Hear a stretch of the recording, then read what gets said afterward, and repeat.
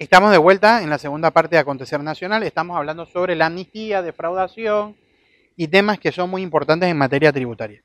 La licenciada Sáez nos comentaba entonces sobre el tema de la amnistía, las ventajas y todo lo demás. Pero obviamente no cumplir o pasar mucho tiempo sin cumplir puede tener consecuencias. Claro. Y más ahora que las leyes han ido evolucionando y para, diría yo, no solamente poner en orden la casa, sino ofrecer una imagen diferente frente a los organismos internacionales de que Panamá no solo cree, sino que también lo practica y lo ejecuta, ¿no? Así es. Entonces, mi primera pregunta sería, bueno, ¿qué pasa si no cumplo ya con esta amnistía y si esta amnistía, por ejemplo, aplica para todo el mundo? Es decir, si yo tenía un caso de defraudación o tenía algo, puedo acogerme a una moratoria, puedo hacer... Bueno, no. ¿Cuál es el riesgo, por ejemplo, que también pensaría que es hacer conciencia, de caer en un tema de defraudación? De hecho, la ley de amnistía tributaria establece que aquellas personas o aquellos contribuyentes que están dentro de un proceso de evasión o defraudación fiscal, pues no pueden acogerse a la ley de amnistía. Y esto se determina después de transcurridos 5 días desde que se le notifica al contribuyente o a la persona natural o jurídica que está siendo investigado o que se ha iniciado una investigación en materia de evasión o defraudación fiscal. Bueno, como bien dices, las legislaciones, las leyes han avanzado. Panamá tiene grandes retos en materia de recaudación para poder cumplir con todas las obras que se necesitan desarrollar dentro del país, con todas las necesidades que tenemos todos los ciudadanos, y para ello debemos ser ahora un poco más, debemos crear conciencia, ¿no? Quiero decir ser estrictos, pero crear conciencia en que no podemos como ciudadanos exigir a los gobernantes si nosotros no estamos cumpliendo al mismo tiempo con nuestras responsabilidades. Y esto va a todas las esferas, desde los panameños que somos asalariados, como a los grandes empresarios. O sea, todos tenemos una serie de responsabilidades que es importante cumplir. Entonces, en virtud de ello, Panamá ha aprobado o aprobó recientemente la ley 70, que incluye la evasión fiscal como un delito penal. Bueno, tiene una serie de puntos importantes, porque anterior a esto pues no había ningún tipo de penalización, se manejaba a través era administrativa, pero ahora dependiendo de cierto umbral o de cierto monto, entonces ya esto va a pasar, o ya es un delito penal. Entonces entiendo que hay unas categorías Hay unas también. categorías, así es. Bueno, se trata de multas por la falta del pago de impuestos, se considera como una falta leve. Ya después si se trata de un caso de evasión fiscal administrativa, se considera como una falta grave, y esta va a ser manejada a través de los tribunales administrativos. Y cuando la suma defraudada o la suma evadida, dejada de pagar, supera los $300,000, entonces ya se considera una falta severa y es manejada entonces como un delito penal. Entonces va casada la modificación del Código Penal en cuanto al tipo penal y el Código de Procedimiento Tributario. Es decir, Correcto. hay un despliegue. Ahora, a mí me parece muy interesante esto por lo siguiente, y licenciada Churro, usted me podrá decir. Hablábamos de los bancos o las entidades financieras ya no como un aliado estratégico, sino también como un hermano mayor que te dice, ok, yo te financio, yo hago un negocio contigo, que al final el banco busca hacer negocio, pero ahora yo tengo el deber como de llevarte por el buen camino, por así decirlo, ¿no? Los bancos llevar por el buen camino. Así es. Entonces, ¿qué implica tener una situación de defraudación? Porque, por ejemplo, y me surgen a mi mente preguntas o ideas, ¿qué pasa si yo en efecto tengo un negocio donde yo estoy facturando muy bien y resulta ser que por por mi propia decisión, digo, ¿sabes qué? Yo considero que yo no quiero pagar los impuestos. O quiero pagar lo menos posible y me asesoro mal o tomo malas decisiones y no pago. ¿Qué repercusiones podría tener eso entendiendo mis relaciones comerciales, financieras y bancarias? Sí, muy buena pregunta, Roberto. Mira, y quiero hacer una analogía con respecto a lo que ocurrió con el FATCA. FATCA es una ley de cumplimiento americano donde obliga a las entidades financieras que tienen negocios en Estados Unidos a hacer reportes de los negocios que tengan con americanos o cuentas que tengan con americanos abiertas, principalmente bancos, fiduciarias y entidades financieras de casas de bolsa y demás. Bueno, entonces basado en eso, estamos hablando de una ley territorial americana que obliga a todas las entidades financieras a reportarle al IRS la información que tengan de sus cuentavientes, pero esa FATCA se convierte en una ley supranacional. O sea, porque le dice, ok, yo no tengo posibilidad de sancionarte porque yo no eres un ente jurídico americano, pero te conviene que cumplas con mis obligaciones porque si tú vas a hacer negocios conmigo, simple y sencillamente tú tienes que cumplir las obligaciones o mis estándares. Y ahí es donde llega el tema de los estándares. Igual pasa en otro como contribuyente. Sí puede ser una opción del contribuyente que diga no cumplo, pero ahora como los estándares financieros han cambiado, entonces a ti te conviene mejor, porque si tú quieres tener relaciones con un banco, tener un negocio formal, tener un buen historial financiero y una salud financiera, es conveniente que tú cumplas tus obligaciones tributarias, tus obligaciones formales, como ahora los reportes, y tus obligaciones materiales, que es el pago de los impuestos en las fechas oportunas. Y por eso la amnistía se vuelve algo importante. Entonces la realidad es esa, ¿qué es el principal problema? Para un banco no es negocio tener un evasor de impuestos o tener una circunstancia, Por porque las multas a las que se exponen. las multas, pero el riesgo reputacional es muy amplio. O sea, bancos internacionales suizos, cuando hubo el escándalo de las cuentas con los americanos, ellos todavía han visto cómo o sea, ellos todavía no han llegado a los niveles que manejaban en el año 2008, 2010, 2012 cuando ocurrieron los escándalos.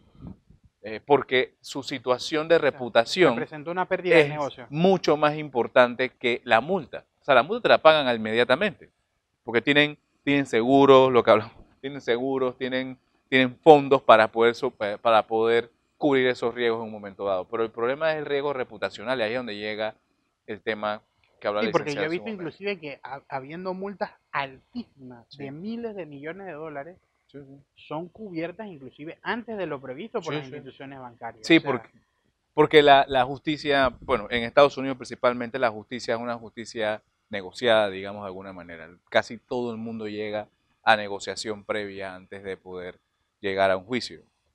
Estamos volviendo con el sistema algo parecido aquí, ¿no? Sistema penal sanatorio, pero... O sea, te permiten el perdón, pero con consecuencias. Con consecuencias, pero aquí el punto, pero para ellos mucho más importante es lo que les comentaba, el riesgo reputacional, y eso es lo que entendemos que el sistema financiero va a llevar. Que es a lo que Panamá también busca enmarcarse. Correcto.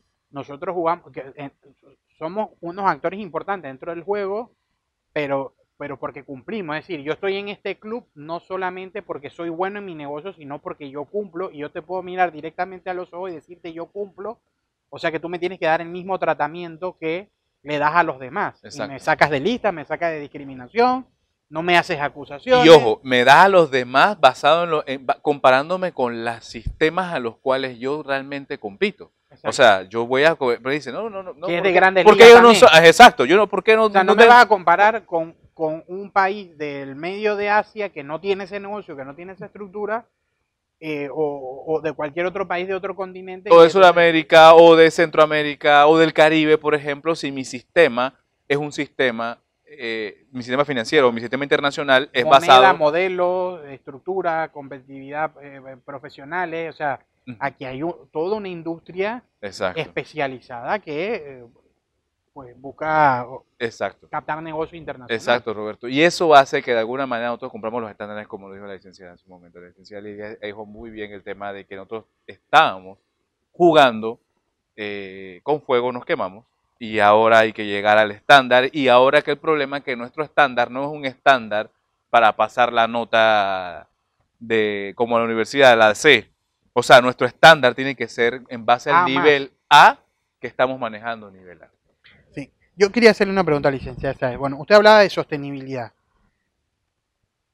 necesitamos recaudar para en efecto hacer uso responsable de los recursos. Bueno, el presidente hablaba de hacer más con menos, lo comentamos en el programa de los 100 días de gobierno. Pero entonces, ¿cuál va a ser el tratamiento a partir de ahora de todas estas situaciones? Es decir, yo te estoy dando una oportunidad que diría yo, bueno, 60 días aproximadamente 60 días para que tú decidas al 100%. Y luego te doy otro periodo de 30 días para que evalúes ya no con 100, sino 95, que pienso que sigue siendo alto. Es decir, ese 5% puede representar miles de dólares, pero ¿cuál va a ser el tratamiento a partir de ahora? O sea, veremos una DGI que tendrá que salir a cumplir con un rol que tendrá que implementar. Es decir, la DGI también tiene retos por delante. Sí, la DGI tiene retos importantísimos y en virtud de ello se ha hecho algo muy importante y es la creación precisamente del Departamento de Evasión y Defraudación Fiscal, toda vez que previo a la promulgación de la ley, todos los casos relacionados con delitos, con temas de evasión o defraudación, se presentaban ante el Departamento Jurídico y la sección de litigios de la Dirección General de Ingresos. Sin embargo, de ahora en adelante ya existe esta estructura que va a ser o que se está especializando en ver temas exclusivos en materia de evasión y defraudación. ¿Y este era un requerimiento o es una propuesta como Estado también para fortalecer y demostrar que se le está dando un tratamiento al tema tributario, o es una decisión como país también de poder fortalecer la Dirección General de Ingresos como tal? Es una decisión país sumamente importante para poder darle el cumplimiento que se requiere y bueno, como hablábamos hace un momento, no solamente existe la ley 70, sino que está el Código de Procedimiento Tributario, que ahora establece una serie de pasos a seguir, o una serie de procedimientos que le van a dar más énfasis a cómo se van a manejar los temas. Este código, bueno, va a entrar en vigencia, en su mayoría el procedimiento entra en vigencia a partir del 2021, lo que nos da a nosotros un periodo para terminar de fortalecer y estructurar el equipo de trabajo de acuerdo a lo que se nos acerca y que es este gran reto. Adicional a esto, pues no solo el departamento de evasión y defraudación, también tenemos un departamento de fiscalización que está siendo preparado para estos retos y para poder determinar, de acuerdo a los estudios que ellos hacen, poder iniciar investigaciones de oficio que van a ser remitidas a nuestro departamento para entonces darle el curso. Los casos de evasión, de defraudación pueden ser iniciados mediante dos vías, ya sea por una investigación de oficio que se inicia dentro de nuestra institución o por una denuncia que sea presentada ante el departamento. Claro, porque me imagino que la DGI a través de sus sistemas también podrá detectar irregularidades o inconsistencias en cuanto a las actividades. Es decir, claro. O sea, Tú tienes una ventaja con la defraudación fiscal. Los delitos normalmente que son investigados por el Ministerio Público, son investigados por la Administración de Justicia. Normalmente los delitos son consecuencia de la acción humana y requieren algún tipo de pruebas, práctica, pericia y demás. Pero ¿cuál es el problema? El problema es que el delito tributario tiene una ventaja para la administración pública en su prueba porque la información ya está debidamente, ya sea por declaración de rentas presentada o no presentada, y tu actuación como contribuyente y tu perfil de consumo, tu perfil financiero, tu actuación que ya, tu movimiento bancario. O sea, transacciones que ya no puedes borrar, transacciones que ya no puedes eliminar. Entonces, eso va a ser un poco más sencilla toda la dinámica de cuando de toda esa información llega a la administración tributaria, sea analizada y se levanta un expediente. Y por eso es que es muy difícil, si te das cuenta, casi todos los expedientes de defraudación fiscal a nivel mundial llegan a un acuerdo o llegan a sanción. O sea, todo, bueno, son casos públicos de los futbolistas, los deportistas, los actores, que son los que, obviamente esos son los que llegan los que llegan Todos a la los- luz. Todos los balones de oro están en Exacto. el foco no solamente de lo que hacen, sino de lo que Pero pagan. ¿cuál es el común el común denominador de todo? Sí, puede ser que no lleguen a la cárcel, porque la intención al final de la administración tributaria no es meter a la cárcel a nadie porque tú Es la quitas, recaudación. es la El objetivo es recaudación. recaudación. porque el bien tutelar la recaudación y la sanción ejemplar. Y eso hace que de alguna manera llegues a ese modelo, ¿no? Entonces, por eso es que es muy difícil. El resultado, la capacidad de que tenga de condena la administración tributaria en un expediente es muy alta.